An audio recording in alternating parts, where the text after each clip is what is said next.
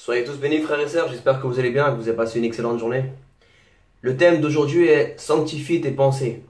Pour cela, nous allons aller ensemble au livre de Genèse, au chapitre 6, à partir du verset 5.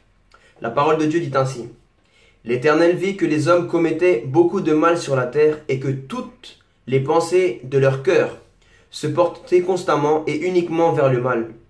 L'Éternel regretta d'avoir fait l'homme sur la terre et eut le cœur peiné. L'Éternel dit: J'exterminerai de la surface de la terre l'homme que j'ai créé, depuis l'homme jusqu'au bétail, aux reptiles et aux oiseaux, car je regrette de les avoir faits. Cependant, Noé trouva grâce aux yeux de l'Éternel. Voici l'histoire de Noé. C'est un homme juste et intègre dans sa génération, un homme qui marchait avec Dieu. Noé eut 3 fils, Sem, Cham et Japheth. La terre était corrompue devant Dieu, elle était pleine de violence. Dieu regarda la terre et constata qu'elle était corrompue, car tout le monde avait corrompu sa conduite sur la terre.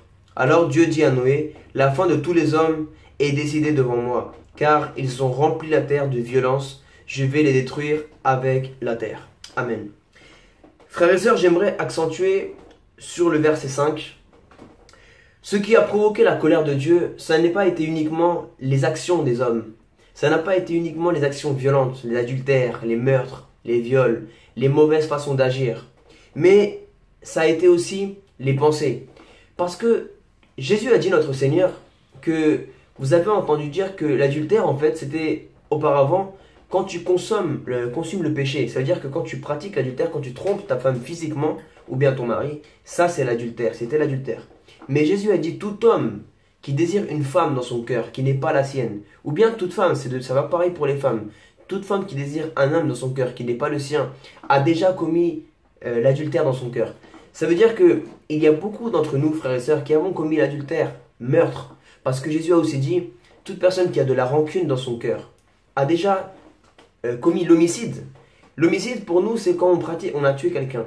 Mais devant Dieu, le simple fait de penser à poignarder une personne, à la tuer, ou avoir de la rancune envers une personne, frères et sœurs, devant Dieu, une action est comme une pensée.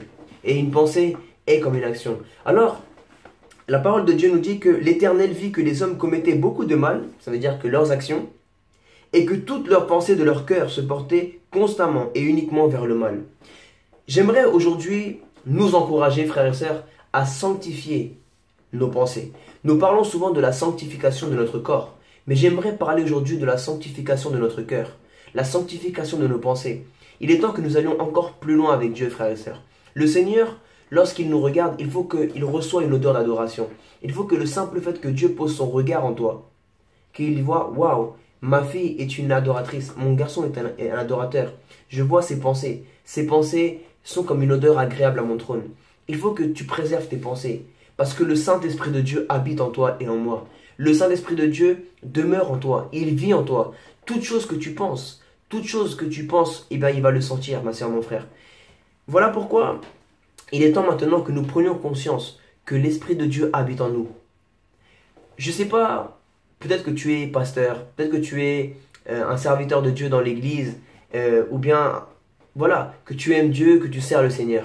Mais j'aimerais te dire simplement que le simple fait que tu désires des femmes, quand tu les vois, que tu désires, que tu aies une avarice, même par rapport à l'argent, selon tes pensées, ton regard va changer, même ta façon d'agir. Parce que le comportement, avant que ton comportement ne change, c'est que tes pensées ont changé. Tu penses que ça n'a rien de mal que tu vois des femmes et tu les désires dans ton cœur, et tu commences à avoir des pensées perverses et mauvaises. Et tu penses que non, comme tu ne le mets pas en action, tu penses que ce n'est pas grave devant Dieu ou bien devant ton prochain. Mais j'aimerais te dire que l'intégrité, ce n'est pas uniquement l'intégrité aux yeux des autres. L'intégrité envers toi, c'est l'intégrité aussi dans le secret lorsque Dieu seul te voit. Et j'aimerais nous encourager nous-mêmes à aller tous ensemble vers cette intégrité et cette sanctification des pensées, frères et sœurs. Il est important parce que les mauvaises pensées peuvent aussi ramener la colère de Dieu. La colère de Dieu, de toute façon, il y a des choses même dans notre vie que nous pensons que comme tu n'as pas pratiqué le péché, parce que tu sais que la conséquence du péché c'est la mort.